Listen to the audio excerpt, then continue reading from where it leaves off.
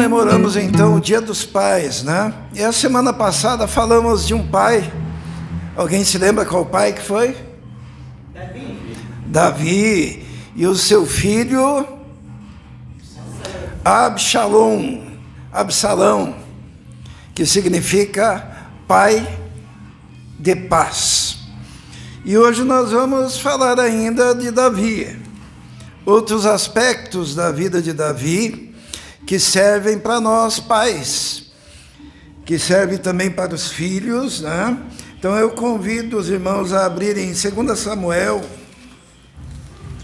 no capítulo 14, 2 Samuel, capítulo 14, e nós vamos ler a partir do versículo 25, porque está fresco na nossa cabeça a história de Absalão, que foi uma história trágica, difícil, né?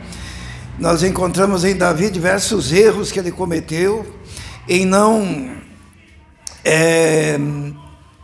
estar presente no desenvolvimento dos seus filhos, mas existem algumas outras coisas subjetivas, mais profundas, mais de dentro do coração da alma, que nós precisamos ver aí.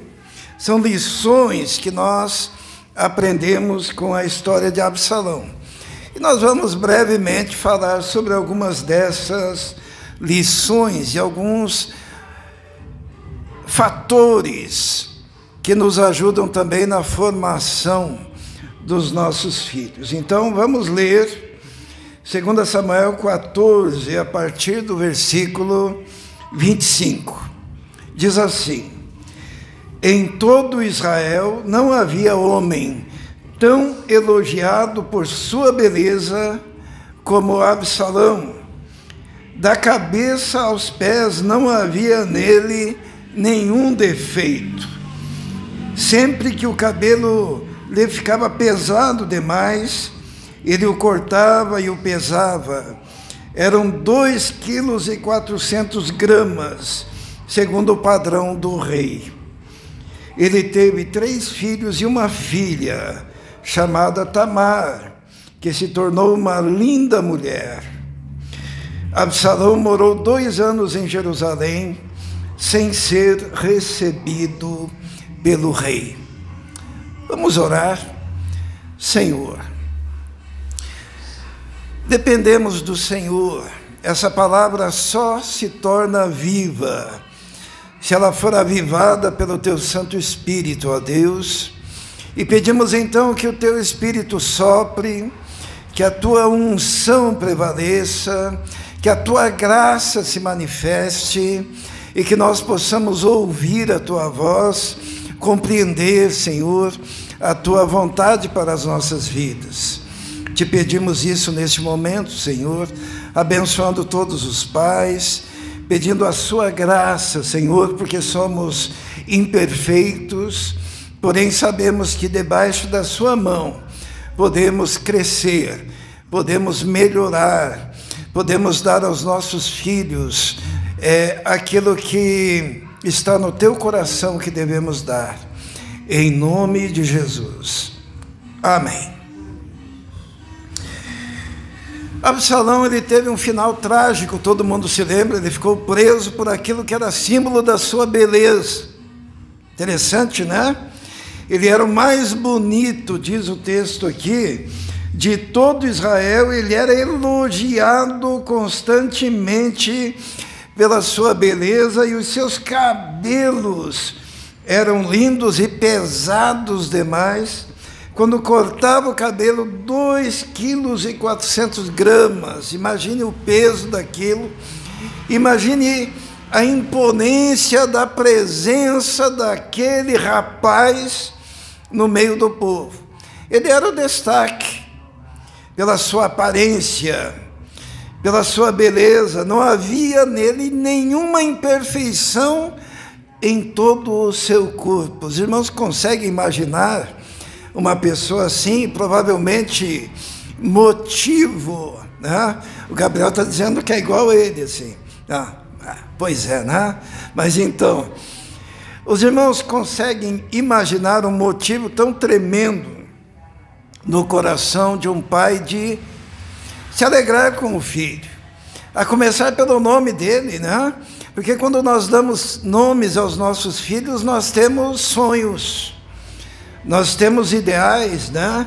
Nós pegamos o nome de um guerreiro, né? O nome do meu pai era Aníbal, o nome de um guerreiro. Não sei se o pai e a mãe dele tiveram, na época, essa consciência, mas é um nome imponente. E tem diversos outros nomes que são imponentes. O meu nome significa Deus ouve, né? E não sei se houve também essa intenção de que fosse um homem de oração ouvido por Deus, mas sempre que nós escolhemos um nome, nós escolhemos e já colocamos naquele nome um ideal. E Davi, quando colocou o nome nos seus filhos, por certo, ele tinha muitos sonhos, muitos projetos, muitos ideais em relação aos seus filhos. Um dos filhos de Davi era Adonias, que significa que pertence a Adonai, né? Adonai é um dos nomes de Deus. Então ele colocou o nome do meu filho Adonias, aquele que pertence a Deus. Absalão, pai da paz, promotor da paz. Talvez no coração de Davi houvesse a intenção de que Absalão fosse o seu sucessor, né? No trono de Israel, o rei que seria justo, que seria um homem de paz, que pacificaria a nação. Ele tem uma filha e coloca o nome da filha de Tamar, que significa palmeirinha, tenra, né? Significa uma florzinha que precisa ser tratada, que precisa ser cuidada com carinho, falando da delicadeza, mas da beleza. Então, eram visões que havia no coração daquele pai, daquele rei que é tão comemorado na Bíblia como um homem segundo o coração de Deus, mas que infelizmente na sua biografia, Davi, ele falhou no que concerne a educação dos seus filhos. E daí decorrem algumas lições, e a primeira lição, o primeiro fator, eu vou chamar de fator Absalão, é quando o pai que tem sonhos, que tem projetos, que coloca um nome imponente nos seus filhos, ele acaba por se contentar apenas com a aparência, com a exterioridade, com o nome público, com o fato das pessoas olharem para os nossos filhos e dizerem: esse é inteligente, esse é capaz, esse é talentoso, esse é bonito. E muitas vezes nós, pai, nós nos alegramos tão somente com isso, nos esquecemos que existe o outro lado da moeda, que se refere à interioridade desse filho, não apenas à exterioridade, porque a palavra de Deus nos diz que nós, quando nascemos, nós nascemos mortos em delitos e pecados. E a palavra de Deus diz que Jesus ele não se alegra tão somente com o exterior do copo, ele quer que o interior esteja limpo. Ele até fala assim: olha, vocês lavam o exterior, mas se esquecem do interior. E quando ele olha para aqueles fariseus que viviam com franjas, com roupas bonitas, desfilando e orando no meio das praças, ele diz assim: vocês são sepulcros caiados. Ele diz assim: olha, vocês são bonitos por fora, pintados como um sepulcro caiado era branquinho, era bonito, né? Por fora, mas o que tem dentro de um sepulcro? Tem podridão, tem coisas que precisam ser modificadas radicalmente através de um milagre, que é o milagre da ressurreição, que é o milagre da mudança. Então não adianta nós, segundo o fator Absalão, nos contentarmos com as aparências. nos contentarmos com as aptidões, nos contentarmos com o testemunho público. Ah, seu filho é maravilhoso, sua filha é maravilhosa. O que nós precisamos entender é se os nossos filhos já foram ressuscitados. Porque o apóstolo Paulo, quando ele fala da condição do homem e do fato do homem estar numa guerra interior, desejando fazer o bem, mas fazendo o mal, querendo fazer coisas boas, mas a sua natureza empurrando para coisas más, Paulo diz assim no final: quem me livrará deste corpo de morte?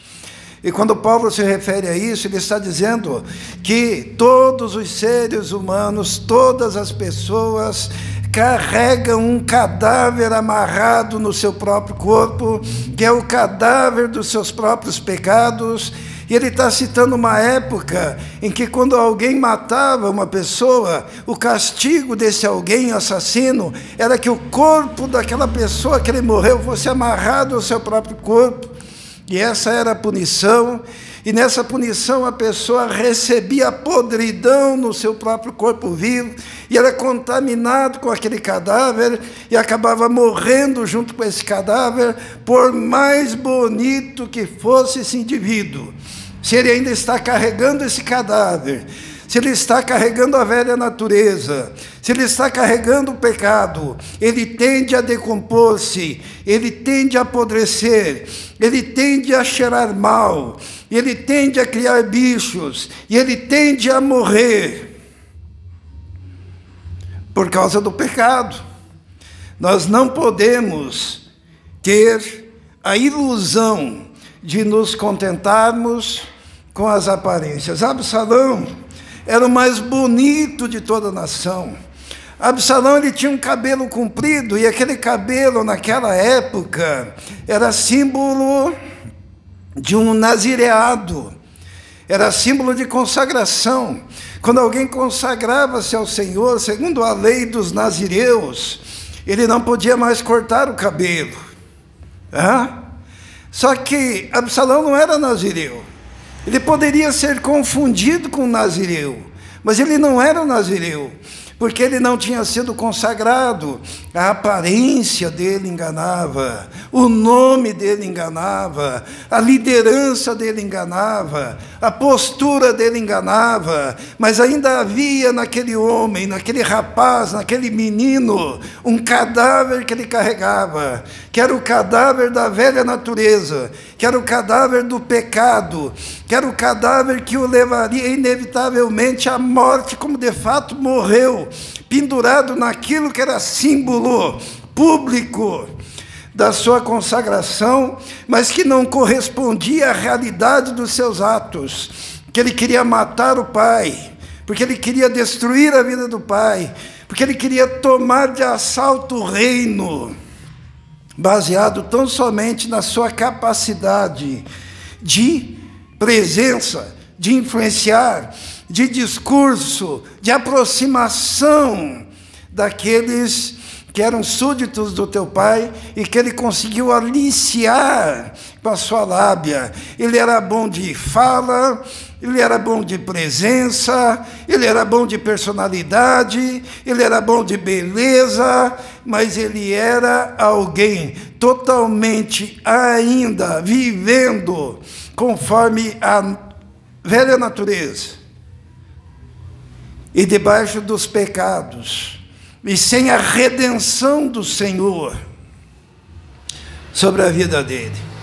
A primeira coisa que nós aprendemos nessa trágica história é que nós, os pais, não podemos nos contentar apenas com as aparências. Nós temos como obrigação, em especial hoje, no presente século, que é o século da espetacularização da imagem, não é isso? Se você, graças a Deus não tem nenhum feio aqui na igreja, mas se você for feio, basta um filtro, que a sua imagem pública, tranquila. Se você não tem muitas coisas que você realizou na sua vida, basta você focar nas redes sociais os aspectos positivos e apagar os aspectos negativos. É a geração do espetáculo, é a geração da imagem fake, é a geração do que o que importa é o que os outros veem, não o que é de fato, no interior do coração. Assim era Absalão. E talvez o grande erro daquele pai foi ter olhado o exterior, investido no exterior. Sabe que volta e meia eu escuto isso, né? O importante em relação aos filhos é a educação que você dá numa universidade. Tá certo, é bom. O importante para os filhos é a condição financeira que você pode dar a ele, o melhor quarto, a melhor casa, a melhor condição para se desenvolver, está certo também. Mas isso é um lado. Porque de que adianta ajudar seu filho a conquistar o mundo todo e perder a sua alma? Jesus falou, de que adianta ganhar o mundo todo e perder a alma? Porque uma fração de segundos aos olhos de Deus é a nossa vida. Deus nos prometeu 70 anos com saúde. Alguns mais robustos, quanto? 80. E daí há um arremate, né? O que passa disso é canseira e enfado. Por quê? Porque a gente vai tendo limitações terríveis. E dali a pouco cessa essa vida e começa uma nova fase, que é a eternidade. E tudo que você produziu, para quem será? Uma vez Jesus viu uma briga lá entre dois irmãos, eu vou contar mais ou menos a história. Estavam brigando por causa da herança, e um deles chegou: Jesus, faz com que o meu irmão reparta comigo a herança. E Jesus olha para aquele homem e diz assim: quem me constituiu a mim juiz ou repartidor de herança entre vós? E daí Jesus contou a parábola de um homem que produzia muito e falou assim: eu vou construir celeiros, vou aumentar meus celeiros e vou armazenar tudo que eu consegui durante a minha vida. Daí, depois de armazenado, eu direi: alma, tens em depósito muitos bens para muitos anos, come, bebe, regala-te. E Jesus diz o quê? Diz assim: louco, esta noite te pedirão a tua alma, e o que tens preparado, para quem será? Não adianta cuidar do exterior apenas. É muito bom ver os filhos progredindo, é muito bom ver os filhos cantando, é muito bom os filhos na universidade, é muito bom a gente ver o desenvolvimento, estão cada dia mais bonitos, mais sarados. Mas e a alma? Primeira coisa que nós aprendemos nessa história de Davi é que Davi se contentou com a aparência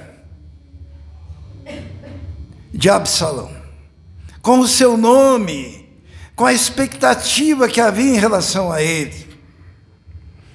A segunda coisa, irmãos, que nós aprendemos, eu chamo de fator Tamar. Vamos ler ali no versículo depois que é apresentado, né, o Absalão, no versículo 27, diz assim: ele teve 3 filhos e uma filha chamada Tamar, que se tornou uma linda mulher. Nós vemos aqui o que eu chamo de fator Tamar, é que Absalão, ele tinha uma mágoa tão grande do seu pai, porque o pai dele não havia cuidado da irmã dele, que também se chamava Tamar. E quando ele tem uma filha, ele põe o nome de Tamar. Sabe por quê? Porque ele queria preencher um espaço. Ele queria preencher o espaço das falhas do seu pai. Ele viu os erros do seu pai. Ele viu que o pai não teve capacidade de cuidar da filha. Aquela filha cujo nome significa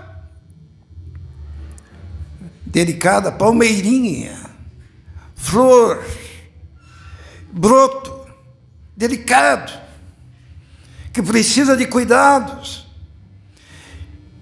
E daí, aquele filho, ele pensa: se o meu pai não soube cuidar, se o meu pai não quis cuidar, se o meu pai não teve o carinho necessário, hoje eu tenho uma filha e eu vou ser exatamente tudo aquilo que o meu pai não conseguiu ser. É muito terrível, porque não partia de algo natural de uma educação, mas partia de uma agressão. Eu quero ser bom, não porque eu sou bom, eu quero ser bom porque eu quero confrontar os erros do meu pai, eu quero confrontar os equívocos do meu pai, aquilo que ele faz de errado eu vou fazer certo. Isto é quando um filho olha para o pai e não segue o caminho do pai, e não segue o exemplo do pai, mas ele diz: se for para ser como ele, eu quero ser exatamente o oposto dele, por contemplar a dimensão dos seus erros. O segundo fator, chamado fator Tamar, nos chama a atenção para o fato de que nós devemos ser o exemplo positivo e não o exemplo negativo. Nós não devemos, como pais, ser tudo aquilo que o filho abomina e jamais irá querer imitar, mas que os nossos filhos devem olhar para nós e dizer: como meu pai tratou a sua filha, assim eu também irei tratar. Eu vou proteger, eu vou cuidar, eu vou abençoar. Mas Davi era um homem incapaz de confrontar os filhos. Havia no coração de Davi uma dor na consciência tão terrível que ele não tinha coragem de levantar a voz para um filho como Aminon e dizer: o que você fez, Aminon? Porque Aminon havia abusado, né, da própria irmã. O que você fez? Vamos conversar, vamos resolver, isso não se faz, vai ter que pagar. Mas ele não tinha coragem, ele achava que o tempo resolvia tudo. Ele não tratou a questão de Tamar, ele não tratou a questão de Amnon, ele não tratou a questão de Absalão, que tinha o anseio por justiça. Esse fator Tamar, ele nos ensina que nós devemos ser exemplo positivo. Porque se nós construirmos na nossa vida um comportamento abominável aos olhos dos nossos filhos, os nossos filhos vão crescer não querendo ser iguais a nós. Vão querer ser o oposto.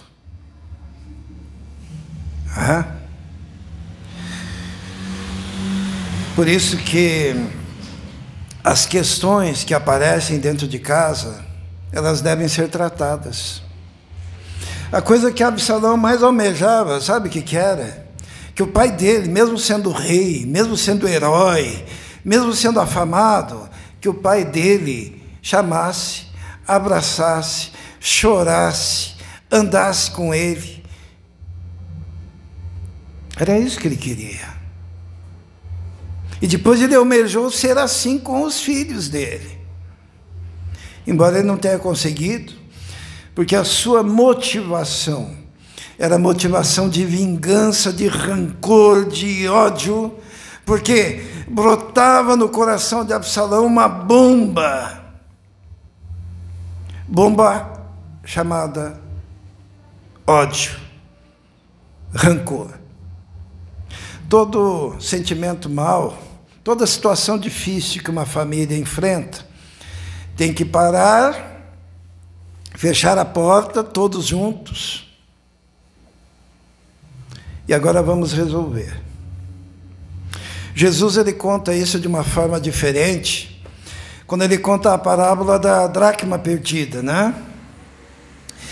É uma mulher que perdeu, e só para os irmãos entenderem, era tipo uma joia com 10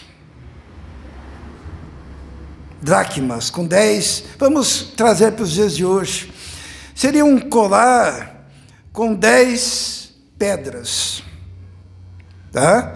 Ou uma grinalda com 10 pedras, uma joia.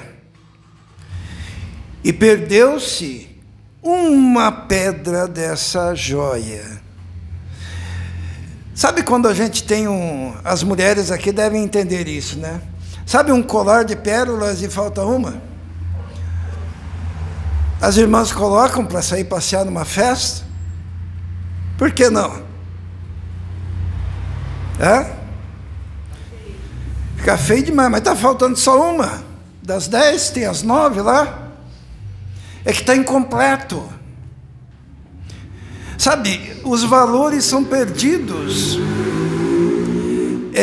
aos poucos. E o que aquela mulher fez? Fechou a porta e resolveu dentro de casa, e varreu, e procurou, e insistiu em procurar, até encontrar. E assim é a vida cristã. Sabe, você perde um aspecto da vida cristã, você perde um aspecto da vida familiar. Dentro de um lar, tem tudo, tem comida, tem educação, mas perdeu-se o respeito. Fecha a porta, procura até encontrar. Ou a vida cristã tem tudo, você vem na igreja, você é dizimista, você é envolvido, você vai fazer campanha lá embaixo, levar pipoca para as crianças, mas no teu colar falta leitura bíblica. No teu colar falta oração. No teu colar falta a capacidade para o perdão. No teu colar falta entendimento. Falta uma coisa, está incompleto. E tudo que está incompleto está deficitário. Quanto vale uma joia completa? E quanto vale uma joia defeituosa?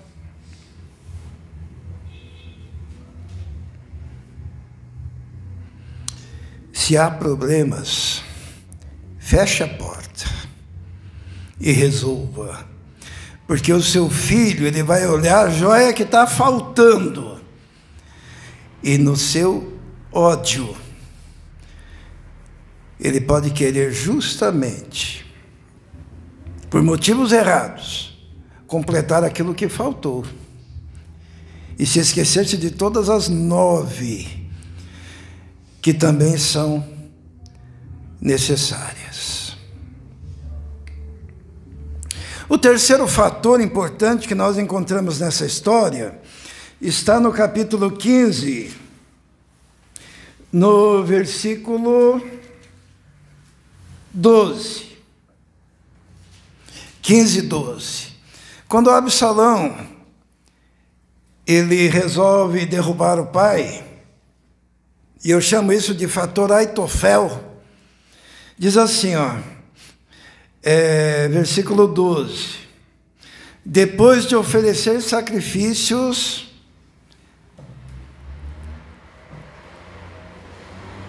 Absalão mandou chamar Aitofel, da cidade de Gilo, conselheiro de Davi. A conspiração ganhou força e cresceu o número dos que seguiam Absalão. O fator Aitofel é importante porque Aitofel era uma pessoa que nutria no coração uma mágoa tremenda em relação ao rei Davi. E quando Absalão vai encontrar um conselheiro, ele procura quem? Procura um indivíduo que está magoado com o rei, procura um inimigo do rei. E aquele homem estava magoado com o rei porque Davi um dia tinha pecado com Batseba, e tinha adulterado com Batseba, e tinha mandado matar o marido de Batseba. E este Aitofel nada mais era do que o vovozinho da Batseba. Havia no coração daquele avô aquele sentimento: esse cara matou o marido da minha neta, esse cara adulterou com a minha neta, este cara destruiu a vida da minha neta, então o que eu vou fazer? Eu sou amigo dos seus inimigos. E mesmo quando ele era conselheiro, era para destruir.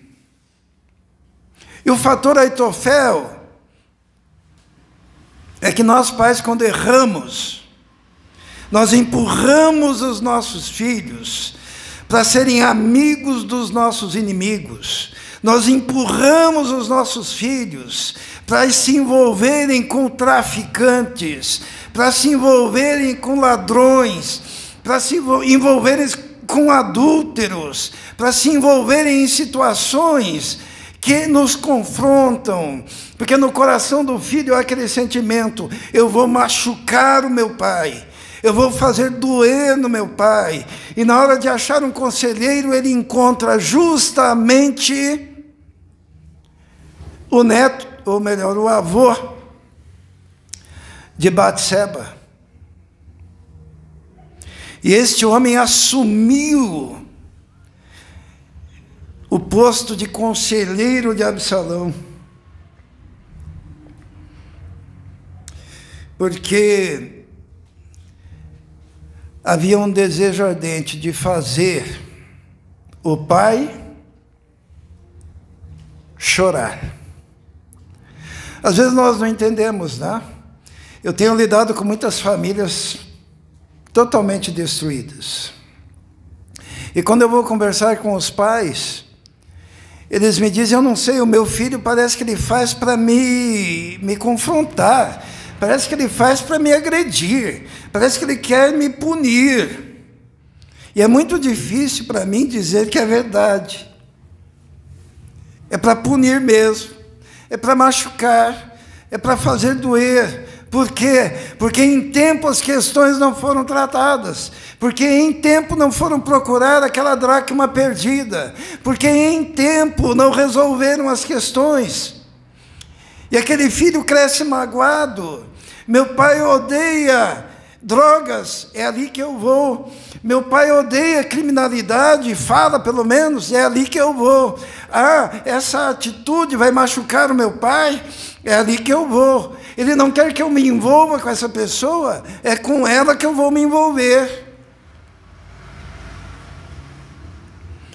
O fator Aitofel é terrível por causa disso. E os irmãos percebem que a mágoa, que o ressentimento, que as questões não tratadas, que a falta de exemplo, que a falta de diálogo, tudo isso foi afetando o coração de Absalão, até que ele encontra como conselheiro alguém que traz de volta o passado do seu pai. Porque Aitofel era a presença vívida de um passado que Davi queria esquecer. E nós temos mais um fator que é trazido de reboque em Aitofel, que eu chamo de fator Batseba. Porque Aitofel deu um conselho tremendo para Absalão. Vamos ver o conselho de Aitofel? Está no capítulo 16, no versículo 20.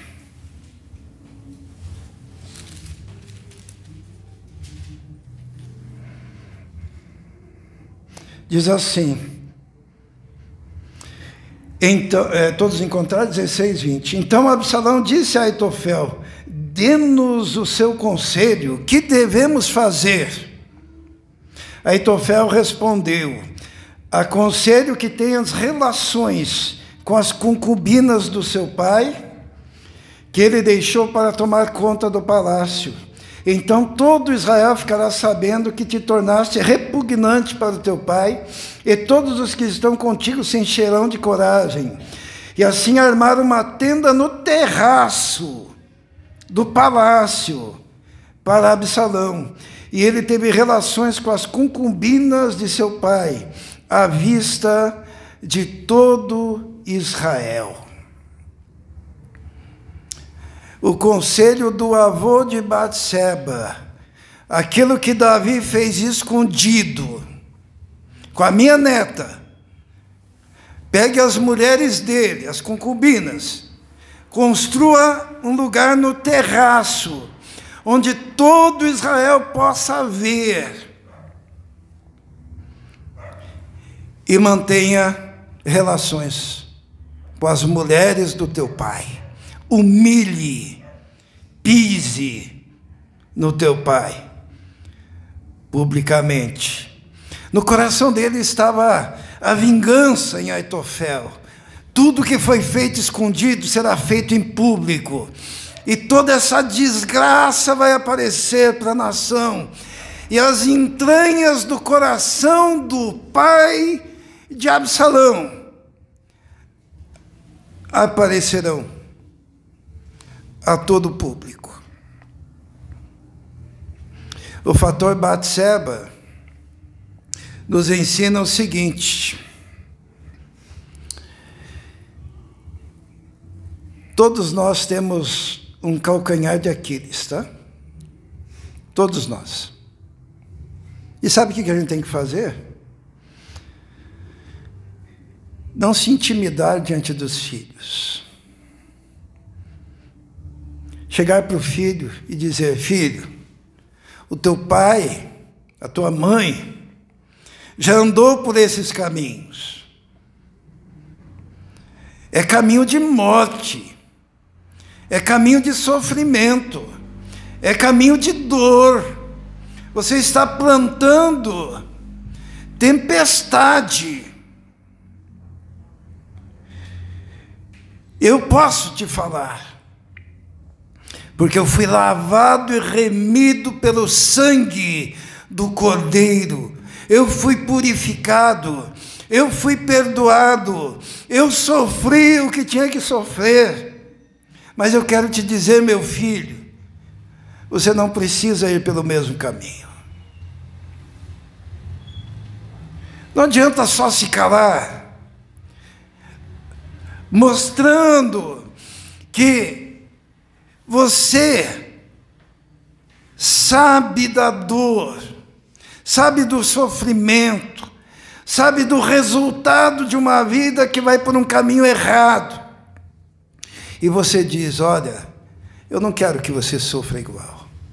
Davi deixou passar, e o fator Batseba bateu na porta dele, como se fora um fantasma do passado, como se fosse uma mão terrível que o alcança lá na frente no tempo, porque ele não quis tratar. Existem coisas que não precisam ser ditas, mas se você vê o seu filho caminhando a passos largos para um abismo que você já experimentou, você tem que ter a coragem de dizer: não é por aí. Porque um dia tudo será exposto no terraço e será tarde demais. Olha o resultado na vida de Absalão. Não permita que os seus filhos elejam falsos heróis. Elejam os Aitoféus do teu passado. Mas que o teu filho, a tua filha, coloque você como herói. Não aquele herói perfeito, mas aquele herói que chora e diz: eu já errei, não quero que você erre. Eu já pequei, não quero que você peque. Eu já andei por esses caminhos, mas eu não quero que você ande. Eu estou do teu lado. Eu quero o teu bem.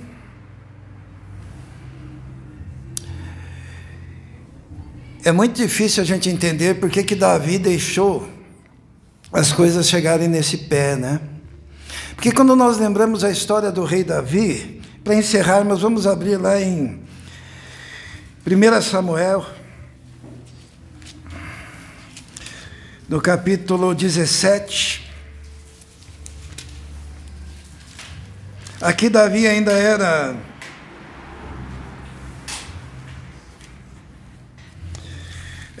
jovenzinho. Capítulo 17, versículo 17. Diz assim, todos encontraram? 1 Samuel 17, 17. Olha que contraste. Nessa ocasião, Jessé disse ao seu filho Davi: pegue uma arroba de grãos tostados e 10 pães e leve-os depressa para os seus irmãos no acampamento. Leve também esses 10 queijos para o comandante da unidade deles. Veja como estão seus irmãos e traga-me alguma garantia de que estão bem.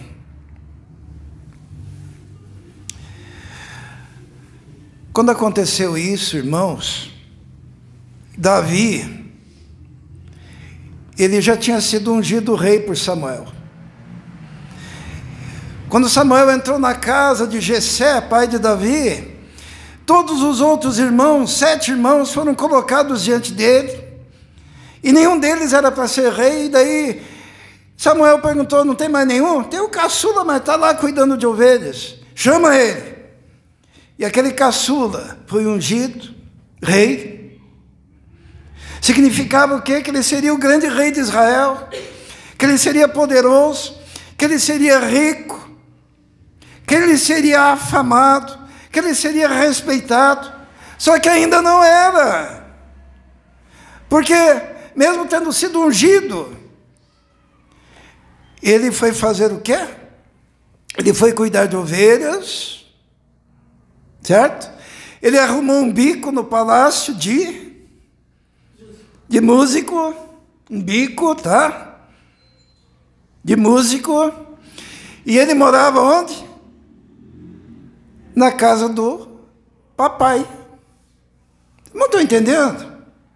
Mesmo que tenha no seu filho uma unção, um chamado, e aparentemente ele vai ser grande médico, ele vai ser grande músico, ele vai ser um grande engenheiro, ele vai ser um cara que vai vencer na vida, mas ele ainda não é. Ele ainda tem que cuidar das ovelhas, dar comida para a ovelha, ele ainda tem que morar na casa do pai, ele ainda tem que arrumar um bico lá no palácio, ele ainda tem que ter uma rotina simples. E um dia o pai dele chega para ele e diz assim: filho, vai levar marmita lá para os seus irmãos. Tinha 3 irmãos na guerra. 3. Tinha 4 irmãos em casa, mais o Davi. Quem que o pai escolheu para ir lá levar marmita? O caçula. Vai lá, leva comida lá para os seus irmãos, leva um recado e traga um recado. Ele virou office boy. ele virou mensageiro. E eu quero dizer que mesmo que o seu filho tenha olhos azuis, olhos verdes, olhos castanhos, cabelo bonito, seja elegante, seja pomposo, e você olhe para a cara dele e diga: esse vai ser rei, esse vai ser poderoso, esse vai ser engenheiro, esse vai ser gestor, esse vai ser músico, esse vai ser grande, vai ser empresário. Lembre que ele está na tua casa e que ele tem que cuidar das ovelhas, e que ele tem que arrumar um bico para ganhar um dinheirinho para se sustentar, e que no dia que for necessário ele é office boy e vai levar marmita para os irmãos. Porque se houver humildade, sabe o que Deus faz? Sabe por que Deus levantou um gigante chamado Golias? Sabe para quê? Que todo mundo tinha medo, para dar a virada na vida do Davizinho. Ninguém queria combater aquele gigante, mas aquele que era humilde, que era mensageiro, que era office boy, que levava marmita, que arrumou um bico de músico, que cuidava de ovelha, que morava com o papai, Deus moveu e arrumou um gigante. Para que era aquele gigante? Os irmãos acham que Deus tem medo do gigante Golias? Não! Deus queria mostrar que aquele menino obediente, respeitoso aos pais, submisso, que não se achava e que era capaz de ser office boy e levar marmita, ele era alguém que confiava em Deus. E que na hora que Deus o chamou, Deus virou a vida de Davi para que ele se tornasse digno de ser rei, o maior rei de Israel, no momento certo. Pais, respeite os ciclos da vida, respeite as estações da vida, porque se você não respeitar, você pode transformar o seu filho num Absalão, que não soube esperar. Houve erros do seu pai, ele foi afetado por uma série de circunstâncias, mas muito do que faltou foi humildade para esperar o tempo de Deus, porque existe tempo para todas as coisas. Feche seus olhos. Senhor, sabemos que nós somos falhos e que devemos reconhecer isso, reconhecer diante dos nossos filhos, mas especialmente reconhecermos diante do Senhor. E, ó Senhor, eu sei que existe um momento certo que o Senhor dá a virada na vida dos nossos filhos. São momentos de desafios. Pedimos que o Senhor nos dê a capacidade de orientá-los, ó Deus, enquanto estão em casa, de orientá-los, ó Deus, no momento dos desafios, que tenhamos essa capacidade, ó Deus, essa humildade, mas também essa coragem no nosso coração. Abençoa o Senhor e abençoe todos os pais da tua igreja. Abençoa-nos, ó Deus, nos dê a sabedoria e o discernimento. Nós te pedimos isso, em nome de Jesus. Amém.